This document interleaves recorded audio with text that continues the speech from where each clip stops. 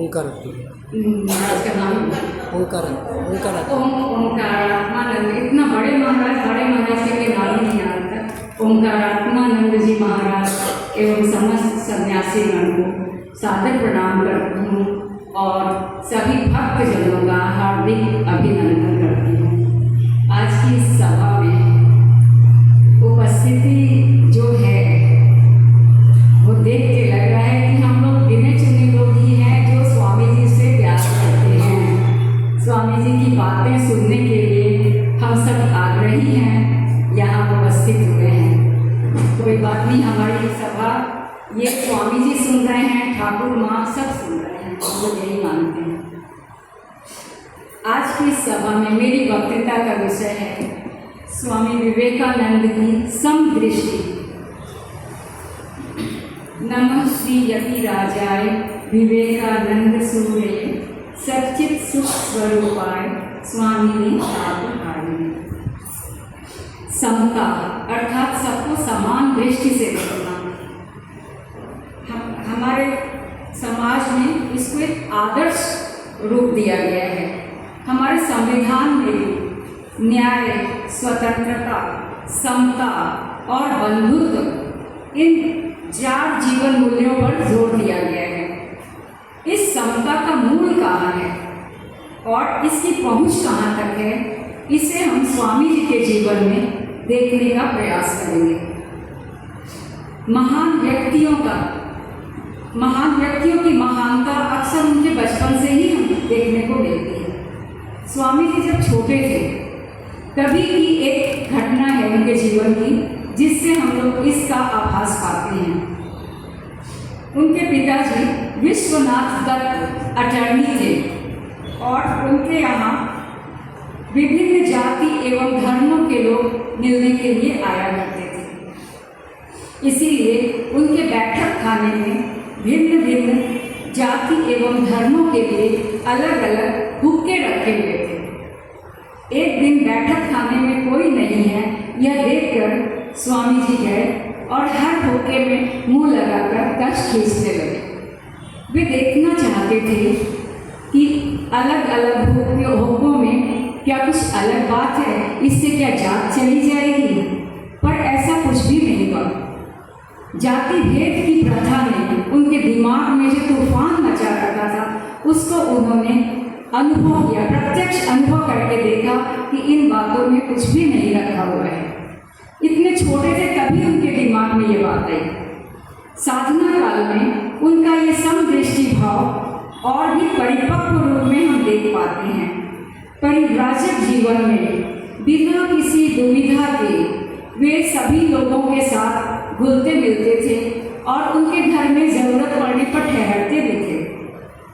उनके साथ भोजन भी किया करते थे।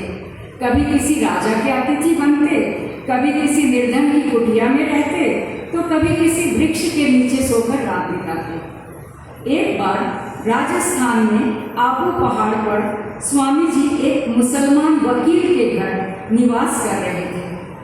कुछ दिनों बाद खेतड़ी नरेश के प्राइवेट सेक्रेटरी मुंशी जगमोहन लाल निमंत्रित होकर वकील साहब के घर आए। उन्होंने बातचीत में स्वामी जी से पूछा, अच्छा स्वामी जी, आप तो हिंदू साधु हैं, फिर मुसलमान के घर में आप कैसे रह रहे हैं? आपका भोजन जब तक मुसलमान से छू ही जाता होगा। यह प्रश्न सुनकर स्वामी जी ने क्रोधित होकर कहा, आप कहते क्या हैं? मैं सन्यासी हूँ, मैं आप लोगों के सारे विधि निषेधों से परे हूँ। मैं भंगी के साथ भी भोजन कर सकता हूँ। इससे भगवान के अप्रसन्न होने का भय मुझे नहीं है, क्योंकि यह भगवान द्वारा अनुमोदित है।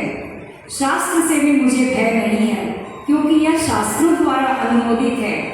फिर भी आप लोगों का और आप लोगों के समाज का मुझे भय अवश्य है। आप लोग तो भगवान और शास्त्र की भी परवाह नहीं करते।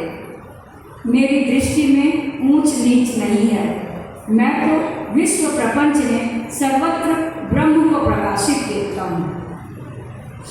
दूसरी घटना है तुच्छ ताच्छिल्य भाव, दूसरों को नीचा दिखाने का भाव स्वामी जी जरा भी सह नहीं पाते थे। अमेरिका के दक्षिण प्रांत में अधिकांश लोग स्वामी जी को निग्रो ही समझते थे। एक बार रेल से उतरते समय उनका बहुत स्वागत हो रहा था। यह देखकर एक निग्रो टुली ने उनसे हाथ मिलाकर कहा, आपके सम्मान से आज निग्रो समाज सम्मानित हुआ है। स्वामी जी ने भी धन्यवाद भाई कहकर उससे हाथ मिलाया। उन्हें निग्रो समझकर कभी कभी होटल आदि से अपमानित करके हटा दिया जाता था। बहुत दिनों बाद उनके एक पाश्चात्य शिष्य ने उनसे पूछा था कि ऐसे समय में उन्होंने अपना वास्तविक परिचय क्यों नहीं दिया। स्वामी जी ने उत्तर दिया, क्या दूसरों को छोटा करके मैं बड़ा हो जाऊं? मैं तो पृथ्वी पर इसलिए नहीं आया हूं। वे देश विदेश जहाँ भी गए वहाँ के लोगों के साथ उनके घनिष्ठ संबंध बने थे। हेयर दंपत्ति को वे फादर पोप और मदर चर्च के नाम से संबोधित करते और उनकी बेटियाँ उनके लिए बहनों जैसी थीं। मिसेस सेवियर और मिस ओलीवुड को भी वे मदर कहकर बुलाते थे। उनके लिए तो वसुधा एवं कुटुंबकम अर्थात समूची धरती ही उनके लिए परिवार जैसी थी। हमारे लिए विभिन्न स्वभाव वाले व्यक्तियों के साथ समभाव रखना कभी कभी कठिन हो जाता है। हम तो अपने स्वभाव और रुचि अरुचि के मापदंड के अनुसार दूसरों का मूल्यांकन करते हैं। स्वामी जी ऐसे एकांगी भाव को पसंद नहीं करते थे। इससे संबंधित एक प्रसंग है। उनके गुरु भाई स्वामी अभेदानंद जी की अध्ययन में बड़ी रुचि थी। वे काम करने से अधिक पढ़ाई में व्यस्त रहते थे। इससे उनके गुरु भाइयों द्वारा नाराजगी प्रकट करने पर एक दिन स्वामी जी ने कहा था, तुम लोगों का एक भाई यदि पठन पाठन ही लेकर रहे तो तुम लोगों को इतना कष्ट क्यों होता है? ले आओ, तुम्हारे कितने हंडे बर्तन पड़े हैं, मैं अभी मांज देता हूँ। अक्सर ऐसा देखा जाता है कि पथभ्रष्ट व्यक्तियों को मानव समाज कभी क्षमा नहीं करता। ऐसे व्यक्तियों के लिए भी स्वामी जी के हृदय में प्रेम ही प्रेम था। उनके गुरु श्री रामकृष्ण परमहंस यदि किसी ऐसे व्यक्ति को आशीर्वाद देने में पीछे हटते थे तो स्वामी जी ठाकुर के पीछे पड़कर उस व्यक्ति को आशीर्वाद दिलवाकर ही रहते थे। उनके मतानुसार पतित और तापितों के लिए ही तो भगवान विशेष रूप से आते हैं। वास्तव में उनके गुरु भी स्वामी जी के मन में दूसरों के लिए यह अपनत्व का भाव देखकर मन ही मन प्रसन्न होते थे। वे तो यही चाहते थे कि उनका नरेंद्र, यह स्वामी जी का पूर्व नाम था, एक विशाल वट वृक्ष के समान बने जिसकी छाया में हजारों लोग शांति पाएं। कर्म के बारे में स्वामी जी कहते थे, कोई भी कर्म छोटा या बड़ा नहीं होता। प्रत्येक कर्म की आवश्यकता है, इसलिए प्रत्येक कर्म महत्वपूर्ण होता है। व्यक्ति कौन सा कर्म करता है इससे उसकी महानता का निर्णय नहीं होता, बल्कि वह किस प्रकार से कर्म करता है इससे उसकी महानता का पता चलता है। इसलिए वे चाहते थे कि लोहार अच्छा लोहार बने, डॉक्टर अच्छा डॉक्टर बने, शिक्षक अच्छा शिक्षक बने। कहने का तात्पर्य यह है कि हर व्यक्ति अपने अपने कर्म को अच्छी तरह से करे। वे चाहते थे कि मठ के साधु कार्य कुशल हों।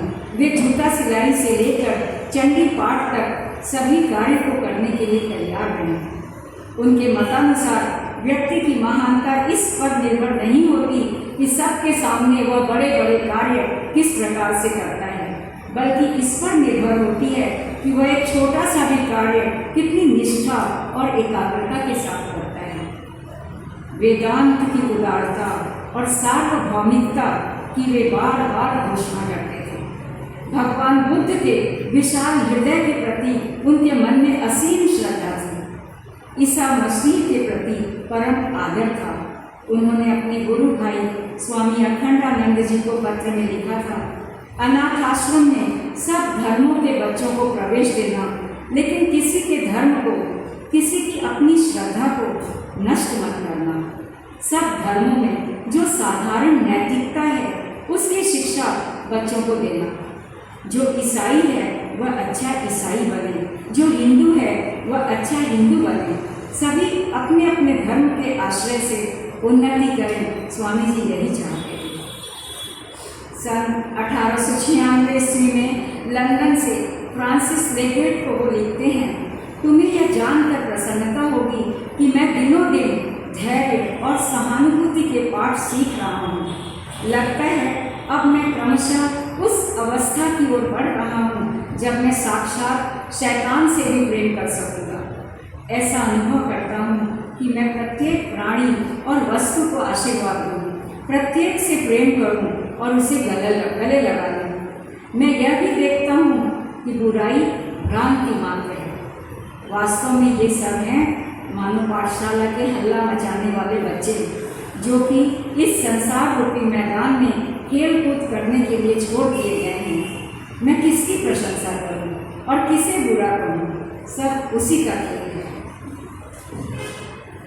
स्वामी जी ने अपने व्याख्यानों में बार बार कहा है, भेद देखना ही समस्त दुखों का कारण है। मैं यहाँ यह देखने नहीं आया कि हमारे बीच क्या क्या मतभेद हैं, वरन मैं तो यह खोजने आया हूँ कि हम लोगों की मिलन भूमि कौन सी है। मैं यह जानने का प्रयास कर रहा हूँ कि वह कौन सा आधार है जिस पर हम लोग आपस में सदा भाई बने रह सकते हैं, और वह आधार उन्होंने ढूंढ भी लिया। यदि सारी विभिन्नताओं के अंदर ईश्वर के एकत्व पर विश्वास किया जाए तो सब प्रकार से संसार का कल्याण होगा। वे हमें सब द्वंद्वों के पार ले जाना चाहते हैं। वे कहते हैं, मन जब स्थिर और शांत होता है तब अच्छा बुरा कुछ भी उसे स्पर्श नहीं कर पाता। अपने हृदय को समुद्र के समान महान बना लो, संसार के क्षुद्र भावों के पार चले जाओ। इतना ही नहीं, अशुभ आने पर भी आनंद से उन्मत्त हो जाओ। इस प्रकार स्वामी जी की समदृष्टि में एक ओर जहाँ हम पाते हैं जगत में सामंजस्य स्थापित करने का मार्ग, वहीं दूसरी ओर इसमें है मुक्ति का मार्ग, आनंद धाम ले जाने वाला मार्ग। स्वामी जी कहते हैं, अपने बच्चों को तुम जो देते हो तो क्या उसके बदले में उनसे कुछ मांगते हो? यह तो तुम्हारा कर्तव्य है कि तुम उनके लिए काम करो, और बस वहीं पर बात समाप्त हो जाती है।